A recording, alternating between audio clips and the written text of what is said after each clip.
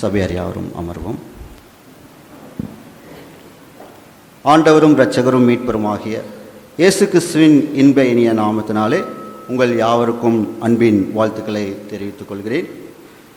கர்த்தருடைய வார்த்தைக்கு நேராக கடந்து செல்ல ஒரு நிமிடம் யாவரும் தலைகளை தாழ்த்தி ஜெபம் செய்வோம். எங்கள் கண்மலையும் எங்கள் மீட்பருமாகிய கர்த்தாவே, அடியனுடைய வாயின் வார்த்தைகளும் இங்கு கூடியுள்ள எல்லாருடைய இருதயத்தின் தியானமும் உமது சமூகத்தில் பிரியமுள்ளதாய் இருப்பதாக. ஆமென். ஒரு அழகிய கிராமத்தில் ராஜா மற்றும் ரமேஷ் என்ற இரண்டு வாலிபர்கள் வாழ்ந்து கொண்டிருந்தார்கள். ராஜாவுடைய சிறப்பு அம்சம் என்ன அப்படின்னு சொல்லி பார்த்தீங்கன்னா, யாராச்சும் ஒருத்தரை பார்த்தா அவங்க கிட்ட இருக்கிற நல்ல குணநலன்களை பின்பற்றுவார். ரமேஷ் அப்படின்னு சொல்லி இருக்கார். அவர் எப்படி அப்படின்னு சொல்லி பார்த்தீங்கன்னா, ஒருத்தரை பார்த்தா என்ன தோணுதோ அதை அப்படியே என்ன பண்ணுவார்னா பின்பற்றுவார். ஒரு நாள் அவங்களுடைய கிராமத்துக்கு ஒரு சிறந்த ஒரு மனிதர் வரார். அவருடைய செயல்களெல்லாம் ரெண்டு பேருமே கவனிக்கிறாங்க, ராஜா மற்றும் ரமேஷ். காலையில் அவர் அதிகாலமே எழுந்திருக்கிறாரு, உடற்பயிற்சி செய்கிறாரு, ஓடுறாரு, பைபிளெல்லாம் வாசிக்கிறார். இதை பார்த்த ராஜா, ஓ இது நல்ல ஒரு காரியம் அவர் செய்கிறாரு, ஸோ நம்ம இதை பின்பற்றலாம் அப்படின்னு சொல்லி அவர் பின்பற்றுறார். இன்னொருத்தர் இருக்காரு ரமேஷ். இவர் என்ன பண்ணுறாரு அப்படின்னு சொல்லி பார்த்தீங்கன்னா, ஒரு நாள் அந்த சிறந்த மனிதன் ஒரு பேக்கரியில் டீ சாப்பிட்ருக்கார். ஏதோ கையில் கொசு கடிச்சிச்சு போல் இப்படின்னு சொரிஞ்சிட்டு இருந்திருக்காரு. இதை பார்த்த ரமேஷ், ஓ இதை நம்மளும் என்ன பண்ணுவோம் பின்பற்றுவோம் சொல்லிட்டு எங்கெங்கெல்லாம் எப்பப்பெல்லாம் போவார் அப்போல்லாம் கையை சொரிஞ்சிட்டு இப்படின்ட்டே இருப்பார். இப்போ அவருக்கு பொண்ணு பார்க்குறக்கு சஸ்பென்ஸாக பொண்ணு வீட்டுக்காரங்க பார்த்துருக்காங்க. ஆனால் யூஸ்வலாக விசாரிப்பாங்க இல்லைங்களா, இவங்க டேரெக்டாக போய் அவர் எப்படி இருப்பார் சொல்லி பார்க்கலான்னு பார்த்தா அவர் இப்படி சொரிஞ்சிட்டே இருந்தாராம். இதை பார்த்தா பொண்ணு வீட்டுக்காரங்க, ஓ இவருக்கு ஏதோ தோளில் ஏதோ பிரச்சனை இருக்குது போல், பெட்டர் நம்ம என்ன பண்ணிடலாம், தப்பிச்சு போகிறது நல்லது அப்படின்னு சொல்லி தப்பிச்சுட்டு போகிறாங்க. அப்போது அவன் கேட்குறா, ரமேஷ் ஒரு அலைன்ஸ் வந்ததே, என்ன பேச்சைங்கானா மூச்சைங்கானா அப்படின்னு சொல்லும்போது ராஜாட்ட கேட்குறான், இந்த மாதிரி பொண்ணு பார்க்குறக்கு பண்ணியிருந்தாங்க, ஒன்றும் பேச்சைங்கான மூச்சைங்கான, உனக்கு ஏதாவது தகவல் தெரியுமான்னு கேட்க. அப்போ ராஜா சொல்கிறான், அட நீ பேக்கில் வைக்கும்போது என்னமோ கையை தலையெல்லாம் சொரிஞ்சிட்டே இருந்தியாம்மா, அதனால தான் வேண்டான்ட்டு ஓடிட்டாங்க. அட அப்படியா, அட எனக்கு அது வியாதியே இல்லை, அந்த ஒரு சிறந்த மனிதர் வந்தார்ல அன்றைக்கி அவர் சொரிஞ்சிட்டே இருந்தார், ஒருவேளை அதுதான் நல்ல குணம்னு சொல்லிட்டு நானும் சொரிஞ்சிட்டேன், இப்படி ஆகி போச்சா அப்படின்னு சொல்லி. அப்போது அந்த ராஜா சொல்கிறாராம், என்னன்னு, நல்லதை மட்டும் பின்பற்றணும், எல்லாத்தையும் இல்லை அப்படின்னு சொல்லி. நல்லதை மட்டும் பின்பற்றணும், எல்லாத்தையும் இல்லை அப்படின்னு. நம்மளுடைய வாழ்க்கையிலும் கூட அநேகர் பேர் என்ன பண்ணுறாங்க, ஒரு பிரபலங்களை பார்த்தா அதே மாதிரி என்ன பண்ணுறோம் பின்பற்றுறோம். அது நல்லதா கெட்டதா அப்படிங்கிறது என்ன பண்ணுறதில்ல, பார்க்குறதில்ல. இப்போது கிட்டத்தட்ட மே 1 நம்மளுடைய திருச்சபையில் விபிஎஸ் நடந்துகிட்ருக்கு, எல்லாத்துக்குமே தெரியும். அநேக பேர் பார்த்துட்டெல்லாம் போனீங்க. இந்த 2026 விபிஎஸ்க்கு உண்டான தலைப்பு யாருக்காச்சும் தெரியுமா? அம்மா கரெக்டாக சொன்னாங்க, நன்மையானதை பின்பற்று. சிஎஸ்ஐ கோவை திருமண்டலம் சிறுவர் பணித்துறை சார்பாக இந்த வருடத்தில் கொடுக்கப்பட்ட தலைப்பு என்ன அப்படின்னு சொல்லி பார்த்தீங்கன்னா, நன்மையானதை பின்பற்று. வேதாகமத்தை எடுத்தவங்க வாசிங்க. 3 யோவான் 11 பிரியமானவனே, நீ தீமையானதை பின்பற்றாமல் நன்மையானதை பின்பற்று. நன்மை செய்கிறவன் தேவனால் உண்டாயிருக்கிறான், தீமை செய்கிறவன் தேவனை காணவில்லை. அப்போ இந்த வசனத்திலிருந்து தான் அந்த தலைப்பை என்ன பண்ணியிருக்காங்க, எடுத்திருக்காங்க. இப்போ இந்த தலைப்பை மையமாக வச்சு ஒரு 8 நாள் வகுப்பு குழந்தைகளுக்கு எடுக்கிறதுக்கு ஒரு தலைப்பு மாதிரி 8 தலைப்புகள் கொடுத்தாங்க. அந்த 8 தலைப்புகளும் இயக்குனராகிய நாங்களும் ஆசிரியர்களும் குழந்தைகளுக்கு ஒவ்வொரு நாளும் கற்றுக் கொடுத்து பிள்ளைகளும் அது சந்தோஷமாக ஏற்றுக்கொண்டு நாங்களும் இதே மாதிரி பின்பற்றுவோம், எங்களுடைய வாழ்க்கையில் இதை நாங்கள் என்ன பண்ணுவோம், செயல்படுத்துவோம் அப்படின்னு சொல்லி ஒரு தீர்மானம் எடுத்திருக்காங்க. அப்போ அது என்ன அந்த 8 தலைப்பு அப்படின்னு சொல்லி பார்த்தா, இப்போ நான் உங்களுக்கு ஒவ்வொன்றா சொல்கிறேன். முதல் தலைப்பு என்ன அப்படின்னு சொல்லி பார்த்தீங்கன்னா, அன்பை பின்பற்று. இது எல்லா தலைப்புமே 8 தலைப்புமே ஒவ்வொரு வசனத்திலிருந்து தான் வந்திருக்கு. நான் கொஞ்சம் வேகமாகவே நான் வாசிச்சிட்றேன். டைம் இருந்ததுன்னா மேலே வந்தீங்கன்னா இந்த தலைப்பு, இந்த வசனம் இதிலிருந்து தான் எடுத்துன்னு சொல்லி நீங்கள் என்ன பண்ணிக்கலாம், பார்த்துக்கலாம். ஸோ முதல் தலைப்பு என்ன அப்படின்னு சொல்லி பார்த்தீங்கன்னா, அன்பை பின்பற்று. இது எந்த வசனத்திலிருந்து வந்திருக்குன்னா, 1 யோவான் 4:20-21 இந்த வசனம் எடுத்திருக்காங்க இந்த தலைப்பு. ரெண்டாவது தலைப்பு பார்த்தீங்கன்னா, விசுவாசத்தை பின்பற்று. ரோமர் 5:2 வசனம். மூன்றாவது பார்த்தீங்கன்னா, கீழ்ப்படிதலை பின்பற்று. இது கொலோசையர் 3:20. நான்காவது, பாதுகாப்பை பின்பற்று. ஏசாயா 41:10 வசனம். ஐந்தாவது பார்த்தீங்கன்னா, மகிழ்ச்சியை பின்பற்று. பிலிப்பியர் 4:4. உதவுவதை பின்பற்று. நீதிமொழிகள் 3:27. தேவ உறவை பின்பற்று. யோவான் 15:5. நீதியை பின்பற்று. மத்தேயு 6:33.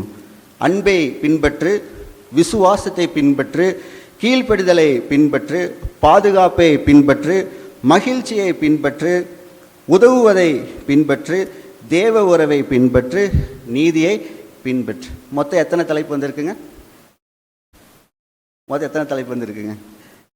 8 தலைப்பு. இந்த 8 தலைப்பு 8 நாளுக்கு குழந்தைகளுக்கு இது சம்பந்தமான மிஷினரி ஸ்டோரிஸ், அதே மாதிரி வேதாகமத்திலேருந்து ஒரு சில கதைகள், ஸோ இதெல்லாமே சொல்ல ஸோ நம்மளும் இதையெல்லாம் பின்பற்றணும் அப்படிங்கிற ஒரு சிந்தனை அவங்களுக்குள்ள வந்திருக்கு. இப்போ பொதுவாக பின்பற்று அப்படின்னா இங்கிலீஷில் ஃபாலோ. இந்த ஃபாலோ அப்படின்னா இப்போதைக்கு நம்மளுடைய மனசில் தோன்றது என்னவாக இருக்கும்? ஃபாலோ அப்படின்னா ஒரு மீடியா இன்ஸ்டாகிராம் எடுக்கலாம், நம்ம என்ன பண்ணணும், ஃபாலோ பண்ணணும் அப்படிங்கிறதா இப்போதைக்கு ட்ரெண்ட் எல்லாத்துக்குமே போயிட்டுருக்கு. ஆனால் வேதாகமத்தில் அது சொல்லலை. யாரை ஃபாலோ பண்ணணும்? நம்ம எல்லாருமே ஆண்டவராகிய இயேசு கிறிஸ்துவை ஃபாலோ பண்ணணும். அப்போ பார்த்திங்கன்னா, அன்பு, விசுவாசம், கீழ்ப்படிதல், பாதுகாப்பு, மகிழ்ச்சி, உதவுதல், தேவனோட உறவு, நீதி, இந்த நன்மையான காரியங்களை நாம் பின்பற்றும் போது அப்போஸ்தலனாகிய யோவான் எழுதிய அந்த 3ஆம் நிருபம் வசனம் 11 சொல்லபடி, நன்மை செய்கிறவன் தான் யாரால் உண்டாக்கப்படுறாங்க சொல்கிறாங்க? தேவனால் உண்டா. ஸோ நன்மை செய்கிறவன் தேவனால் உண்டாயிருக்கிறான். நன்மை செய்யாமல் தீமை செய்கிறவன் தேவனை காணவில்லை என்று கூறுகிறார். அப்போ நம்ம தேவனை காணணும் அப்படின்னு சொன்னால் நம்ம என்ன பண்ணணும் அப்படின்னா, நன்மையானதை செஞ்சால் தேவனை பார்க்கலாம், இல்லாட்டி தேவனை கடவுளை பார்க்க முடியாது. இந்த நன்மையானதை பின்பற்று என்ற செய்தி குழந்தைகளுக்கு மட்டும் நம்முடைய டைசிஸ்லேருந்து சிறுவர் பணியத்திலேருந்து கொடுக்கல. வாலிப பிள்ளைகள், சிறியோர், பெரியோர் எல்லாத்துக்குமான தலைப்பு தான் நன்மையானதை பின்பற்று. இன்றைக்கு இருக்கிற காலகட்டத்தில் பார்த்திங்கன்னா, நம்ம எதை பின்பற்றுறோம்? எதில் அதிகமாக நாட்டம் செலுத்துகிறோம்? பணத்தையா, இல்லை புகழையா, இல்லை போட்டியா, இல்லை பொறாமையா, இல்லை வெளிப்புற தோட்டத்தையா? ஸோ நம்ம எது மேலே நாட்டமாக இருக்கிறோம், எதை நம்ம பின்பற்றுறோம்? நம்ம சற்றே யோசித்து பார்க்கலாம். இப்போ டக்கு நம்மளுடைய மைண்டில் ஓரதெல்லாம் என்னவாக இருக்கும்? அடுத்து நம்ம என்ன பண்ணலாம், ஸோ எவ்வளோ சம்பாதிக்கலாம், எவ்வளோ சேமிக்கலாம், ஸோ இது போன்ற நாட்டமான காரியங்கள் தான் நம்மளுக்கு இருக்கும். ஆனால் முதல் நம்ம யாரை நம்ம பின்பற்றணும்? நம்முடைய நாட்டமெல்லாம் யார் மேலே இருக்கணும் அப்படின்னா, நம்ம ஆண்டவராகிய இயேசு கிறிஸ்து மேலே. இன்றைய நாளிலும் கூட தென்னிந்திய திருச்சபை வழியாக கொடுக்கப்பட்ட தலைப்பு என்ன அப்படின்னு சொல்லி பார்த்தீங்கன்னா, ஒவ்வொரு ஞாயிற்றுக்கிழமையும் தென்னிந்திய திருச்சபை ஒரு தலைப்பு கொடுப்பாங்க. இப்போ இது வரைக்கும் பார்த்தது VBS 2024 குழந்தைகளுக்கு கொடுக்கப்பட்ட தலைப்பு, நம்மளுக்கு கொடுக்கப்பட்ட தலைப்பு நன்மையானதை பின்பற்று. இன்று தென்னிந்திய திருச்சபையில் கொடுக்கப்பட்ட தலைப்பு என்ன அப்படின்னு சொல்லி பார்த்தீங்கன்னா, proclaim the good news by every means possible. சாத்தியமான எல்லா வழிகளிலும் நற்செய்தியை பிரசியுங்கள், இல்லாட்டி எல்லா வழிகளிலும் நற்செய்தியை அறிவியுங்கள். அது மட்டும் இல்லாமல் இன்றைக்கி பார்த்திங்கன்னா கம்யூனிகேஷன் சண்டே. கம்யூனிகேஷன் சண்டே அப்படின்னு சொல்லி எல்லா இடத்துலையுமே பார்த்திங்கன்னா அனுசரிக்கப்படுகிறாங்க. அப்போது கம்யூனிகேஷன் சண்டே அப்படின்னா என்ன அப்படின்னா, தகவல் தொடர்பு ஞாயிறு. தகவல் தொடர்பு ஞாயிறு. இப்போ இந்த தகவல் தொடர்பு அப்படின்னா என்னவா இருக்கும்? தகவல் தொடர்புனா அது 2 வகையாக பிரிக்கலாம். ஒன்று என்ன சொல்லுவாங்கன்னா, இன்டர் கம்யூனிகேஷன், இன்ட்ரா கம்யூனிகேஷன். அதாவது நம்மளுக்குள்ளேயே பேசிக்கிறது ஒரு தகவல் தொடர்பு. இன்னொன்று பார்த்திங்கன்னா, நான் இன்னொருத்தர் கூட பேசுறது. இப்போ நான் உங்கள்கிட்ட எல்லாத்துக்கூடயே பேசுறது. ஸோ இதுதான் என்னது? தகவல் தொடர்பு. இப்போது இந்த தகவல் தொடர்பு பார்த்தீங்க அப்படின்னா, இன்றைக்கி இருக்கிற காலகட்டத்தில் உலகம் ஃபுல்லாகவே தகவல் தொடர்பு எப்படியெல்லாம் தொடர்பு கொள்கிறாங்க அப்படின்னா, நம்ம எல்லாத்துக்குமே தெரிஞ்சது, எல்லாத்து கையிலையுமே செல்ஃபோன் இருக்குது. அதில் அதிகமாக நம்ம யூஸ் பண்ணுறது என்னது அப்படின்னு சொல்லி பார்த்தீங்கன்னா, வாட்ஸ்அப், அதுக்கப்புறம் யூடியூப், இன்ஸ்டாகிராம், ஃபேஸ்புக், அதுக்கப்புறம் TV, radio, so mobile phone. So இவ்வளோ தகவல் தொடர்பு சாதனங்கள் நம்ம என்ன பண்ணிகிட்ருக்கோம், பயன்படுத்திகிட்ருக்கோம். பட் ஆனால் பார்த்திங்கன்னா இது எல்லாமே எதுக்காக நம்ம பயன்படுத்துகிறோம், எதுக்காக பயன்படுத்தணும்? வாட்ஸ்அப் ஆகட்டும், இல்லை இன்ஸ்டாகிராம் ஆகட்டும், ஃபேஸ்புக் ஆகட்டும், எல்லாமே எதுக்காக நம்ம பயன்படுத்தணும்? ஆனால் அவங்க உருவாக்குனது ஒன்று, ஆனால் இன்றைக்கி நடந்துகிட்ருக்குது வேறு. அவங்க உருவாக்குனது என்னது? மக்கள் ஏதாவது காரியங்களை கற்றுக்கொள்ளணும், இல்லை தகவல் பரிமாற்றம் பண்ணிக்கணும். ஏன்னா ஒரு தகவல் பரிமாற்றம் பண்ணணும் அப்படின்னா ரொம்ப ஒரு கஷ்டமான காரியம். அப்படிங்கிறனால தான் இதெல்லாமே பயன்படுத்துகிறாங்க. ஆனால் மக்களை என்ன பண்ணிட்டோம், அதை இப்போது வேறு மாதிரி பயன்படுத்திகிட்ருக்கோம். இதில் ஒரு முக்கியமான கேள்வி என்ன அப்படின்னு சொல்லி பார்த்திங்கன்னா, இப்போ இந்த எல்லா வழிகளிலும் என்ன செய்தி நம்ம பரப்புகிறோம்? இப்போ நம்ம பார்த்தது வாட்ஸ்அப், ஃபேஸ்புக், இதெல்லாமே இருக்கும். இதில் நம்ம நிறையா மெசேஜ் நம்ம என்ன பண்ணுறோம், ஷேர் பண்ணுறோம். நம்ம அதிகமாக எந்த மாதிரி மெசேஜை ஷேர் பண்ணுறோம்? பல நேரங்களில் பார்த்திங்கன்னா நம்மளுக்கு வரக்கூடிய தகவல்கள் எப்படி இருக்குது அப்படின்னா, பயம், வெறுப்பு, பொய், அசுத்தம், உலக ஆசைகள். இதுதான் நம்ம அதிகமாக என்ன பண்ணிகிட்ருக்கோம், நம்முடைய செல்ஃபோனில் பார்த்துட்ருக்கோம். ஏன்னா இதை பார்த்தா தான் மறுபடியும் என்ன என்ன என்ன சொல்லி பார்த்துட்டே இருக்கும். எதுவுமே இல்லை, உண்மையை சொல்லிவிட்டால் நம்ம என்ன பண்ண மாட்டோம், பார்க்க மாட்டோம். பரபரப்பு அப்படின்னாவே உள்ளே என்ன இருக்குது அப்படின்னு சொல்லி நம்ம என்ன பண்ணுவோம், பார்க்கறதுக்கு நம்மளுக்கு தூண்டும். ஆனால் பார்த்திங்கன்னா இப்போதைக்கு இன்றைக்கி இருக்கிறது எல்லாமே பயம், வெறுப்பு, பொய், அசுத்தம், உலக ஆசைகள். ஸோ இதுதான் நம்முடைய செல்ஃபோனில் நம்ம டெய்லி என்ன பண்ணிகிட்ருக்கோம், வாங்கிட்டுருக்கோம், ரிசீவ் பண்ணிகிட்ருக்கோம். ஆனால் பாருங்கள், நமது ஆண்டவராகிய இயேசு கிறிஸ்து மார்க்கு 16:15 ஒரு பெரிய கட்டளை ஒன்று கொடுக்குறார். வேதாகமத்தை எடுத்தவங்க வாசிங்க. மார்க்கு 16:15. பின்பு அவர் அவர்களை நோக்கி, நீங்கள் உலகமெங்கும் போய் சர்வ சிருஷ்டிக்கும் சுவிசேஷத்தை பிரசியுங்கள். இது பெரிய கட்டளை, கிரேட் கமிஷன் அப்படின்னு சொல்லுவோம். ஸோ இது என்ன அப்படின்னு சொல்லி பார்த்தீங்கன்னா, எல்லா வழிகளிலேயும் நற்செய்தி நம்ம என்ன பண்ணணும், இன்றைக்கி காலகட்டத்தில் நம்ம பரப்பணும். எல்லா வழிகளிலும் நற்செய்தியை பரப்பணும். நற்செய்தி அறிவிப்பது ஒரு தேர்வு அல்ல, கட்டளை. என்னங்க, நற்செய்தி அறிவிக்கிறது ஆப்ஷன் கிடையாது. இது என்னவா இருக்குது, ஒரு கட்டளை. நமது ஆண்டவராக இயேசு கிறிஸ்து நீங்கள் விரும்பினால் இதை செய்யுங்கள் அப்படின்னு சொல்லி அவர் சொன்னாரா? கிடையாது. நீங்கள் விரும்பினா போய் சுவிசேஷத்தை அறிவிங்கன்னு சொல்லியிருக்காரா? கிடையவே கிடையாது. கட்டளை, இது எல்லாத்துக்கும் ஒவ்வொருத்தர் மீது விழுந்த கடமை. நம்மளுடைய வேலை என்னது? நற்செய்தியை பரப்பியே ஆகணும். இதில் சுவிசேஷம் அப்படிங்கிறது என்ன அப்படின்னு சொல்லி பார்த்தீங்கன்னா, இது மறைத்து வைக்கப்பட வேண்டிய செய்தி அல்ல. சுவிசேஷம் அப்படிங்கிறது மறைத்து வைக்கப்பட வேண்டிய ஒரு செய்தி அல்ல. அப்போ என்னது? சுவிசேஷத்தை பத்திரமா நம்மளுக்குள்ளேயே வச்சுக்கணுமா? ஐயோ யாருக்கிட்ட சொல்லிடக்கூடாது, பாதுகாப்பாக வச்சுக்கணும் அப்படின்னு நம்ம எதாவது வைக்கணுமா அப்படின்னா கிடையாது. பகிரப்பட வேண்டிய ஒரு உயிருள்ள செய்தி. அப்போ இது மறைக்கப்பட வேண்டிய செய்தி அல்ல, பகிரப்பட வேண்டிய ஒரு உயிருள்ள செய்தி.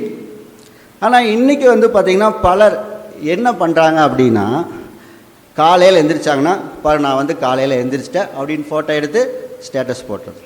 காரில் உட்காந்துட்டேன் பாருங்கள் நான் போயிட்டுருக்கேன் அப்படின்னு ஒரு ஸ்டேட்டஸ்.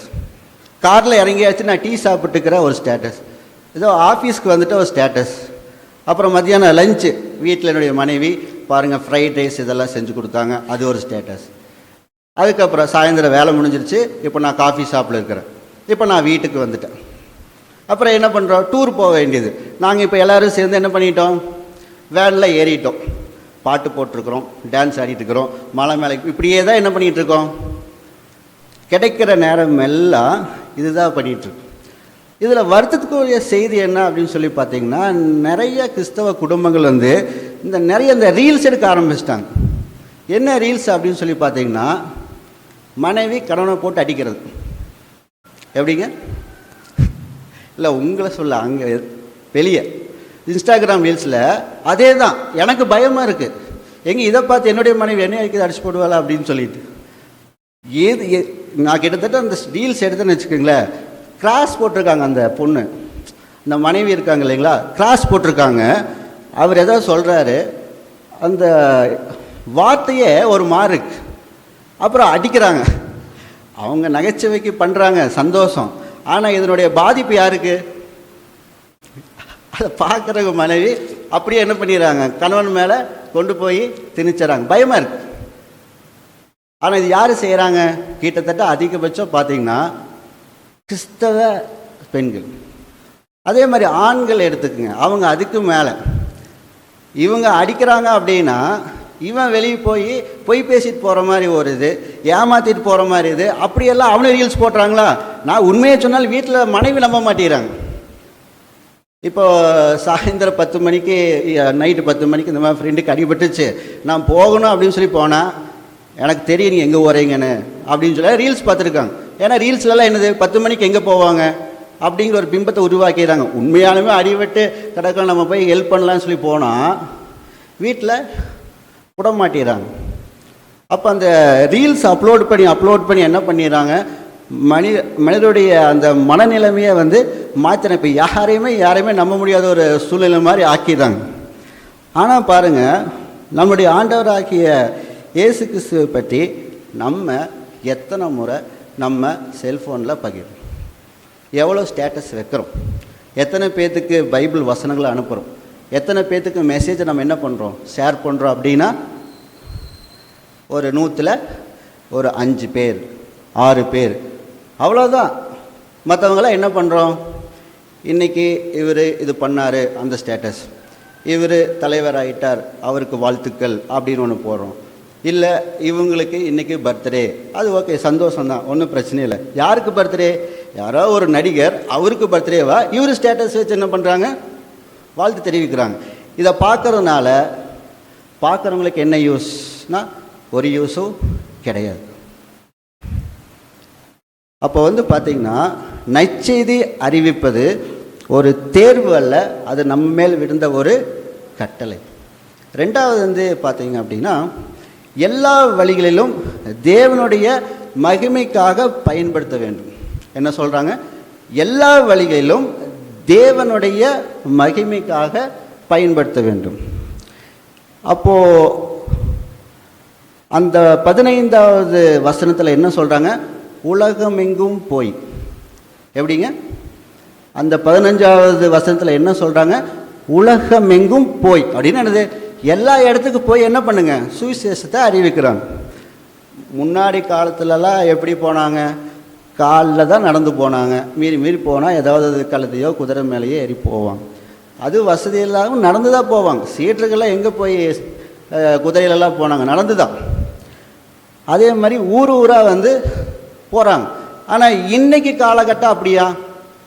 ஒரு செல்ஃபோன் உலகத்துக்கே என்ன பண்ணலாம், உட்காந்துட்டே போகலாம். இப்போ நீங்கள் உட்காந்துட்டே அமெரிக்காவில் இந்த இடத்த நீங்கள் பார்க்கணுன்னு அடிச்சிங்கன்னா என்ன பண்ணிடலாம், பார்த்துக்கலாம். நாளைக்கு ஒரு இடத்துக்கு நீங்கள் டூர் போகிறீங்க அப்படின்னா அந்த இடம் எப்படி இருக்கோ, அங்கே என்ன நல்லா இருக்கோ அப்படிங்கிறத நீங்கள் நேரில் போய் பார்க்க வேண்டாம். செல்ஃபோன் அடித்தா அதுலேயே என்ன பண்ணிக்கலாம், பார்த்துட்டு போகலாமா வேண்டாமான்னு சொல்லி என்ன பண்ணிக்கலாம், பார்த்துக்கலாம். ஏன்னா அந்தளவுக்கு இப்போ வந்து டெக்னாலஜி வந்து இம்ப்ரூவ் ஆயிடுச்சு. அதே மாதிரி வந்து பார்த்திங்கன்னா ஒரு வீடியோ போட்டிங்கன்னா கிட்டத்தட்ட ஆயிரக்கணக்கான பேர் வந்து என்ன பண்ணுறாங்க, பார்க்குறாங்க.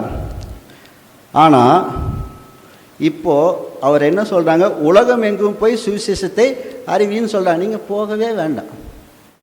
நீங்கள் வந்து ஃப்ளைட்டு பிடிச்சி அமெரிக்காவில் போய் நீங்கள் சுவிசேஷத்தை அறிவிக்கவே வேண்டியதில்லை. கையில் இருக்குது செல்ஃபோன், உங்கள் ஸ்டேட்டஸில் வைங்க, அதை பார்த்தாங்கன்னா போதும், அவ்வளோதான், வேலை முடிஞ்சிச்சு.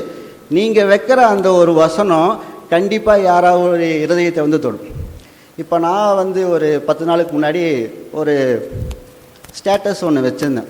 என்ன அப்படின்னு சொல்லி பார்த்தீங்கன்னா ஒரு பைபிள் வசனம் தான். அந்த பைபிள் வசனத்துக்கு அத்தனை பேர் வந்து உருக்கமாக பதில் அளிக்கிறாங்க. எனக்கு இந்த வசனம் ரொம்ப ஆறுதலாக இருந்துச்சு, ரொம்ப கவலையாக இருந்துச்சு, இந்த பைபிள் வசனம் நான் படித்ததுனால எனக்கு இப்போ நான் நிம்மதியாக இருக்கேன் அப்படின்னு சொல்கிறாங்க. சார், நம்ம வைக்கிறது என்னது, சும்மா ஒரு வசனத்தை தான் வைக்கிறோம். ஆனால் அது வந்து பார்க்குறவங்களுக்கு ஒரு ஆறுதலாக இருக்குது, மகிழ்ச்சியாக இருக்குது. நம்ம ஏன் அது பண்ணக்கூடாது? நம்ம பைக் எடுத்துகிட்டு போய் வீதியில் போய் சொல்ல வேண்டாம், பஸ் எடுத்துகிட்டு போய் ஊராக சொல்ல வேண்டாம், அதே மாதிரி ஃப்ளைட்டில் போய் ஊராக சொல்ல வேண்டாம். நம்ம கையில் இருக்க சுவிசேஷம் அறிவிக்கிற கருவி, அதை நம்ம பயன்படுத்தினா அதுவே போதும். நற்செய்தியை நம்மளே என்ன பண்ணலாம், உலகம் எங்கும் போய் அறிவிக்கலாம். இப்போ இதில் கேள்வி என்ன அப்படின்னு சொல்லி பார்த்தீங்கன்னா, நமது மீடியா பயன்பாடு தேவனை மகிமைப்படுத்துகிறதா? அதே கேள்வி உங்களுடைய மனசுக்குள்ளே நீங்கள் உங்களுடைய கேள்வி கேட்டுக்கு. நீங்கள் செல்ஃபோன் பயன்படுத்துறதுனால கடவுளுடைய நாமம் மகிமைப்படுதான்? 1 நிமிஷமாவது, 2 நிமிஷமாவது, அரை மணி நேரமாவது, காலையிலேருந்து நைட்டு வரைக்கும் செல்ஃபோன் யூஸ் பண்ணுறீங்க இல்லைங்களா, இதனால் கடவுளுடைய நாமம் மகிமைப்படுதா? அது உங்களுக்குள்ள கேள்வி கேட்டு நீங்களே பதில் சொல்லிக்குங்க. அப்போ நம்ம என்ன பண்ணணும், சாத்தா என்ன பண்ணுறான் அப்படின்னு சொல்லி பார்த்தீங்கன்னா, அவனும் எது தான் யூஸ் பண்ணுறான், சாத்தானு என்ன அதே டூல் தான் யூஸ் பண்ணுறான், நம்மளும் அதே டூல் தான் யூஸ் பண்ண போகிறோம். சாத்தா என்ன பண்ணுறான், நம்ம செல்ஃபோன் எடுக்கலான்னு பார்த்தா நம்மளை எதை பார்க்க போனோமோ அதை பார்க்காம வேறு எதை பார்த்து கடைசியில் வைக்கும்போது நான் எதுக்கு எடுத்தேன் என்ன பார்த்து எதுவுமே தெரியாமல் வைக்கிற மாதிரி இருக்கும். எத்தனை பேர் இது உணர்ந்துருக்குறீங்க? செல்ஃபோன் எடுப்பீங்க, வேறு ஏதோ என்னமோ பார்க்கலான்னு தான் எடுத்திருப்பீங்க, ஆனால் ஒரு அரை மணி நேரம் பார்த்துருப்பீங்க, வைக்கும்போது என்னவா இருந்திருக்கும், நீங்கள் போனது ஒரு காரியம், முடிஞ்சது வேற காரியம். இது யாருடைய திட்டம்? சாத்தான். அவன் எந்த கருவி வச்சு அவன் பயன்படுத்துகிறானோ அதே கருவி வச்சு நம்மளே என்ன பண்ண போகிறோம், சுவிசேஷத்தை அறிவிக்கிறோம். நம்ம ஒரு தீர்மானம் எடுப்போம், டெய்லி ஒரு பைபிள் வசனம் வைக்கலாம், ஃபேஸ்புக்கில் பைபிள் இது வசனத்தையாக போடுங்க, அதே மாதிரி வீடியோவாக போடுங்க, வேலை முடிஞ்சிச்சு. இப்போ யார் எடுத்தாலும் என்ன தான் வந்து எனக்கு மேக்ஸிமம். இப்போ நான் என்னுடைய ஃபேஸ்புக் எடுத்தேன்னா ஃபுல்லாக வசனம் தான் வரும், அதே மாதிரி இன்ஸ்டாகிராம் எடுத்தோன்னா ஃபுல்லாக நம்ம என்ன பார்க்குறோமோ ஃபஸ்ட்டு 3 அதுதான் மறுபடியும் முன்னாடி வந்து நிற்கும். இது இவ்வளோதான் சிம்பிள். நீங்கள் சமையல் குறிப்பு பார்த்தீங்கன்னா நாளைக்கு அதுதான் முதல்ல வந்து நிற்கும். ஒரு அளவு குறிப்பு பார்த்தீங்கன்னா அதுதான் முன்னாடி நிற்கும். இல்லை நீங்கள் ஏதாவது ஒரு இடத்த பற்றி நீங்கள் ரிவ்யூ பண்ணுறீங்கன்னா அதுதான் முன்னாடி நிற்கும். இதே நீங்கள் பைபிள் வசனத்தை பார்த்தீங்கன்னா ஃபுல்லாக அதே தான் வரும். அப்போ நம்ம செய்ய வேண்டியது என்னது, நம்மளுடைய அந்த மீடியா டூலில் வசனங்கள் வரணும்னா நம்ம அதிகமாக என்ன பார்க்கணும், வசனங்கள் தான் பார்க்கணும். 3வது வந்து பார்த்திங்கன்னா 3வது ஹெட்டிங் வந்து நற்செய்தி அறிவிப்பவர்களோடு தேவன் செயல்படுகிறார். மாற்கு 16:20, இன்னும் ஒரு 5 நிமிஷத்தில் நான் முடிச்சிடறேன். மாற்கு 16:20, அவர்கள் புறப்பட்டு போய் எங்கும் பிரசங்கம் பண்ணினார்கள், கர்த்தர் அவளோட கூட கிரியை நடப்பித்து அவர்களால் நடந்த அடையாளங்களினாலே வசனத்தை உறுதிப்படுத்தினார்கள். சீசர்கள் வந்து பார்த்திங்கன்னா பெரிய கல்வியாளர்களோ இல்லை அவங்க சாதாரண ஒரு மனிதர்கள் தான். ஆனால் அவங்க ஆண்டவராக இயேசு கிறிஸ்துக்கு கீழ்ப்படிந்தாங்க. அதே மாதிரி வெளியே சொல்கிறாங்க, எதுக்காக? நற்செய்தியை அறிவிக்கிறதுக்கு. அதே மாதிரி வந்து பார்த்திங்கன்னா நற்செய்தி, அதாவது கீழ்ப்படுகிறாங்க, வெளியே செல்கிறாங்க. எதுக்காக போகிறாங்க? நற்செய்தியை அறிவிக்கிறதுக்கு. இது எல்லா காரியத்திலையும் யார் கூட இருந்தாங்க? ஆண்டவராகிய இயேசு கிறிஸ்து. இங்கே பார்த்தீங்கன்னா அவர்கள் புறப்பட்டு போய் எங்கும் பிரசவம் பண்ணினார்கள், கர்த்தர் அவர்களுடைய கூட கிரியை நடப்பு. அப்போது நம்மளும் நற்செய்தி அறிவிக்கும் போதே யார் நம்ம கூட வந்துடுவார்? ஆண்டவர் இயேசு கிறிஸ்து வந்துடுவார். இப்போ இன்றைக்கி வந்து பார்த்திங்கன்னா எந்த மாதிரியான தகவல் நம்ம அனுப்பலாம்? ஒரு சின்ன ஒரு மெசேஜ், கர்த்தர் உங்களை ஆசீர்வதிப்பார், உங்கள் கடன்கள் மன்னிக்கப்படும், இதுதான் ஒரு ஆறுதலான விஷயம். அதே மாதிரி பார்த்தீங்கன்னா ஒரு ஜெபம், உங்களுடைய கடன்களுக்காக ஜெபம், இல்லை கல்விக்காக ஜெபம் அப்படின்னு சொல்லி வரும். அடுத்தது பார்த்திங்கன்னா ஒரு சின்ன ஒரு பிரசங்கம் இருக்கலாம், ஒரு சின்ன ஒரு சுவிசேஷ வீடியோவாக இருக்கலாம். இது மூலம் தேவன் யாராருடைய வாழ்க்கையில் கண்டிப்பாக கிரியை செய்யும். அடுத்தது இறுதி தலைப்பு என்ன அப்படின்னு சொல்லி பார்த்தீங்கன்னா, நற்செய்தி அறிவிப்பதற்கு நமது வாழ்க்கையும் ஒரு ஊடகம். எப்படிங்க? நற்செய்தி அறிவிப்பது அதாவது நற்செய்தியை அறிவிப்பதற்கு நமது வாழ்க்கையும் ஒரு ஊடகம். செல்ஃபோன் வேண்டாம், நீங்கள் எதுவுமே வேண்டாம். உங்களை பார்த்தாவே நீங்கள் யாருன்னு கேட்டால் வேலை முடிஞ்சிச்சு. நம்மளை பார்த்தாவே எப்போவுமே அமைதியாக இருக்கீங்க, சாந்தமாக இருக்கீங்க, கோவமே பட மாட்டேறீங்க, எப்போவுமே சமாதானப்படுத்துறதுக்கே வந்து பார்க்குறீங்க, நீங்கள் கிறிஸ்தவரா? போதும், அது கேட்டாவே போதும். அப்போது நானும் கிறிஸ்தவனா ஏன் இருக்கக்கூடாது? அவங்களுக்குள்ள ஒரு கேள்வி வரும். அப்போது நம்மளும் ஒரு ஊடகம் தான். செல்ஃபோனில் இருக்கிற செல்ஃபோனே எங்கிட்ட இல்லைங்க, நான் எப்படிங்க சுவிசேஷத்தை நீங்கள் சொல்கிறீங்க, மெசேஜ் பண்ணுங்கள், அது பண்ணுங்கள், வேண்டாம். அமைதியாக இருங்க, சாந்தமாக இருங்க, கோவப்படாதீங்க, சமாதானப்படுத்துங்க, கர்த்தர் உங்களை நேசிக்கிறா சொல்லுங்கள், போதும். நம்மளும் ஒரு ஊடகம்தான். அப்போது நம்மக்கிட்ட வெளிப்படுறது என்ன அப்படின்னு சொல்லி பார்த்தீங்கன்னா, அன்பு நம்மக்கிட்ட வெளிப்படணும், மன்னிப்பு, பரிசுத்தம், நேர்மை, கருணை. இது மூலியும் நாம் என்ன பண்ணலாம்? மக்களுக்கு சுவிசேஷத்தை அறிவிக்கலாம். இன்னொரு கேள்வி, நமது வாழ்க்கை இயேசுவை அறிவிக்கிறதா? இதே தான். நீங்களே கொஸ்டின் கேட்டுக்குங்க, நீங்களே பதில் சொல்லிக்கோங்க. என்னது? நமது வாழ்க்கை இயேசுவை அறிவிக்கிறதா? சார், இன்று உலகம் பல செய்திகளை பரப்புகிறது. ஆனால் தேவன் நம்மை அழைக்கிறார். உலகம் பல செய்திகளை பரப்புகிறது, ஆனால் தேவன் நம்மை அழைக்கிறார். எதற்காக? எல்லா வழிகளிலும் நற்செய்தியை அறிவிக்க. இன்னைக்கு தலைப்பே அது. என்னங்க? எல்லா வழிகளிலும் நற்செய்தியை அறிவிக்க. அப்போது தகவல் தொடர்பு ஞாயிறு இன்னைக்கு நம்ம ஒரு தீர்மானம் எடுப்போம். நம்மளுடைய செல்ஃபோன் பயன்பாட்டில் கர்த்தருடைய நாமம் மகிமைப்படும்படியாக நம்ம செய்யணும். யாருக்கு தெரியாமல் போய் பார்க்கறது, அது யாருக்கு தெரியாது, ஆனால் யாருக்கு தெரியும்? உங்களுடைய செல்ஃபோன் எடுத்தால் முதல் என்ன வருதோ அதை வச்சே நீங்கள் என்ன பார்த்தீங்க அப்படின்னு சொல்லி நானே கண்டுபிடிச்சேன். உங்கள் செல்ஃபோனை எடுத்து இன்ஸ்டாகிராமில் போய் பார்த்தீங்கன்னா அது முன்னாடி நிற்கும், நீங்கள் இதுதான் பார்த்துட்டு இருக்கிறீங்கன்னு தெரிஞ்சு. ஆனால் பார்க்க மாட்டேன். நீங்கள் இன்றைக்கி போய் டைம் இருக்கும்போது இன்ஸ்டாகிராமில் எடுத்து பாருங்கள், முதல்ல என்ன பார்க்க, அப்போ நீங்கள் அதை தான் பார்த்துட்ருக்கீங்க. சரி, அப்போது நம்ம நற்செய்தி எப்படி அறிவிக்கணும்னா, நம்மளுடைய உதடுகளினால், நம்மளுடைய வாழ்க்கையினால், நமது செல்ஃபோன் பயன்பாட்டால், நம்முடைய சாட்சியாக. இப்போ நேற்று 2 நாளுக்கு முன்னாடி பார்த்திங்கன்னா, முந்தா நேற்று விபிஎஸ்சில் அநேக குழந்தைகிட்ட அதாவது ஜபக்குறிப்பு கேட்டிருந்தோம். ஸோ கிட்டத்தட்ட ஒரு 60-70 குழந்தைகள் பார்த்திங்கன்னா ஜபக்குறிப்பு எழுதிட்டு வந்தாங்க. நாங்கள் டீச்சர்ஸ் எல்லாம் எடுத்து ஷேர் பண்ணிட்டோம். ஒரு 10 ஷேர் பண்ணிவிட்டு அதில் மேஜராக எல்லாத்துக்கும் என்ன வருது அப்படின்னு சொல்லி பார்க்கும்போது, அது கிறிஸ்தவை அறிந்த பிள்ளையா இல்லை கிறிஸ்தவை அறியாத பிள்ளையான்னு தெரியல.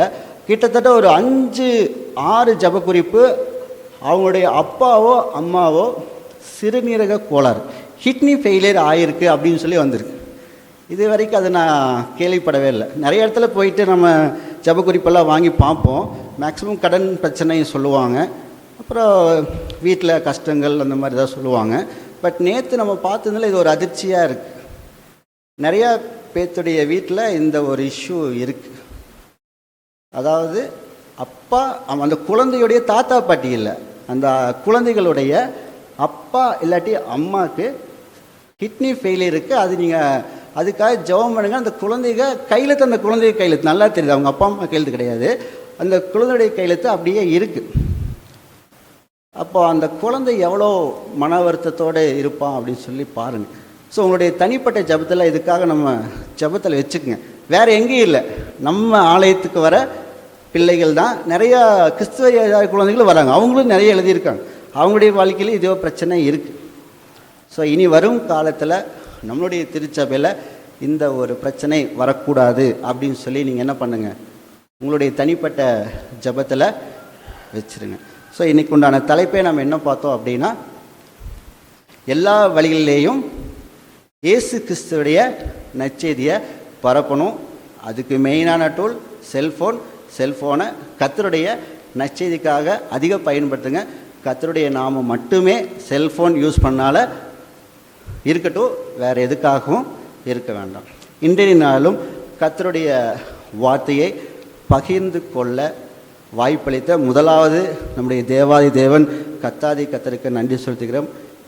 அடுத்ததாக CSI கிருஷ்ணநாதர் ஆலயம் பிரஸ் காலனி ஆலயத்தின் ஆயர் தலைவர் ஐயா அவர்களுக்கும், ஆயரம்மா அவர்களுக்கும், செயலாளர், பொருளாளர், PCDC அங்கத்தினர், பெண்கள் ஐக்கிய சங்கம், ஆண்கள் ஐக்கிய சங்கம், வாலிபர் ஐக்கிய சங்கம், பாடல் குழுவினர், ஞாயிறுப்பள்ளி பொறுப்பாளர்கள், ஆசிரியர்கள், திருச்சபை மக்கள் ஒவ்வொருவருக்கும் நன்றிகளையும் வாழ்த்துக்களையும் தெரிவித்துக் கொள்கிறேன். ஒரு நிமிடம் நம் யாவரும் தலைகளை தாழ்த்தி ஜெபம் செய்வோம். எங்கள் கண்மலையும் எங்கள் மீட்பருமாகிய கர்த்தாவே, இந்த அழகிய ஓய்வு நாளுக்காக ஜெபிக்கிறோம் சுவாமி.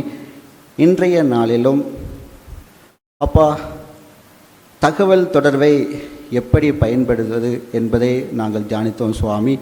நன்மையானதை பின்பற்றுதல் பற்றி நாங்கள் தியானித்தோம் சுவாமி. அப்பா, நாங்கள் எங்களுடைய வாழ்க்கையில் நன்மையான காரியங்களை பின்பற்றி அப்பா அந்த செல்ஃபோன் பயன்படுத்தும் போது முழுக்க உம்முடைய நாமம் மகிமைப்படும்படியான காரியங்கள் அதில் செய்ய நீங்கள் எங்களுக்கு உதவி செய்ய போவதுக்காக ஸ்தோத்திரம்.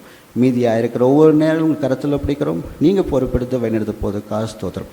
ஆண்டவரும் இரட்சகரும் மீட்பருமாகி இயேசு கிறிஸ்துவின் திருப்பாதம் பணிந்து கெஞ்சி கேட்கிறோம் எங்கள் ஜீவனுள்ள நல்ல தகப்பனே, ஆமென்.